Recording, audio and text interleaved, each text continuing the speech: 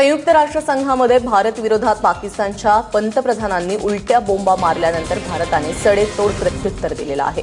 संयुक्त राष्ट्रामध्ये नवाज शरीफ यांनी काश्मीरचा मुद्दा उचलला असला तरी जग त्याच्यावरती विश्वास ठेवणार नाही असं परराष्ट्र मंत्रालयाचे प्रवक्ते विकास स्वरूप यांनी म्हटलंय।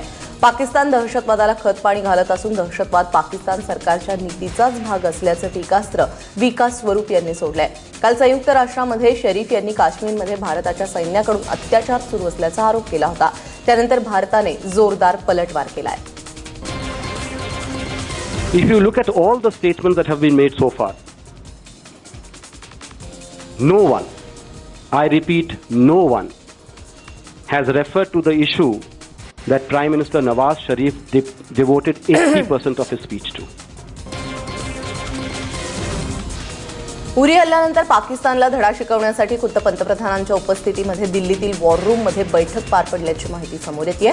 20 सप्टेंबरला झालेल्या या गुप्त बैठकीमध्ये राष्ट्रीय सुरक्षा सल्लागार अजित डोभाल आणि लष्कराच्या तीनही दलाच्या प्रमुखांनी हजेरी लावल्याचं समजतंय। सुमारे 2 तास चाललेल्या या बैठकीमध्ये पाकव्याप्त काश्मीरमधल्या संभाव्य कारवाईची रणनीती पंतप्रधानांसमोर स्पष्ट करण्यात आली। त्याचबरोबर दहशतवाद्यांचे अड्डे, दहशतवादी दळांचे मॉडेल्स आणि नकाशे इत्यादी महत्त्वपूर्ण माहितींवरती सविस्तर चर्चा करण्यात आली आहे।